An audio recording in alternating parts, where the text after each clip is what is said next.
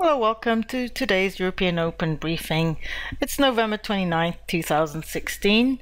I'm Selena Nicholas, currency analyst at XM.com. We'll take a look at the currency markets, what's happening so far today. Oil prices are a bit steadier. They rose quite a bit yesterday above the $47 a barrel level. There are hopes that there will be an agreement to trim production levels at an OPEC meeting tomorrow. This helped oil-linked currencies like the Canadian dollar strengthened on Monday as oil prices rose. It's a bit steadier today. It's just slipping slightly. The US dollar recovered losses against the yen as well, rose throughout the Asian session into early European trading to rise back above the key 112 level. So if we look at WTI oil prices, US oil being closely watched, we have this meeting of oil producers in Vienna tomorrow. You can see that on Monday prices rose above the $47 barrel level, and today we see slight fallback to around 46.46. But there are hopes a deal will be reached to trim output levels tomorrow. But deal could be derailed by many factors. For one, Saudi Arabia is not willing to cut output unless non-OPEC member like Russia, a very large oil producer, Saudi Arabia wants Russia to agree to make substantial cuts as well. If Iran is willing to cooperate to cut production, this will also help reach a deal.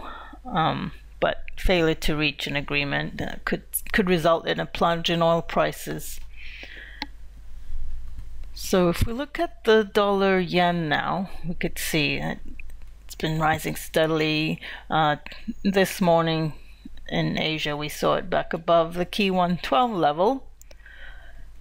The dollar was it had a strong rally in the last 2 weeks, reached an 8-month high last week.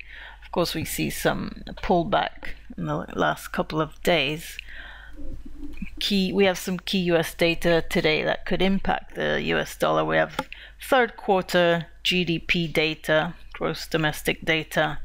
For the third quarter, it's the second estimate, so focus will be on this US data out later today.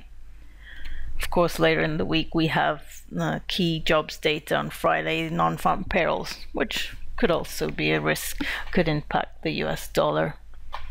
But today, forecasts are for the second estimate to be upwardly revised. Now let's take a look at the euro.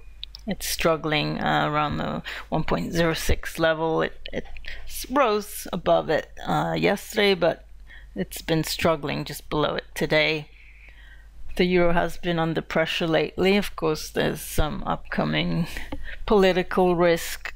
On Sunday, Italy is holding a referendum on constitutional reform. If there's a no vote, this could impact the euro negatively, as it could increase risk that the Italian Prime Minister said he might resign.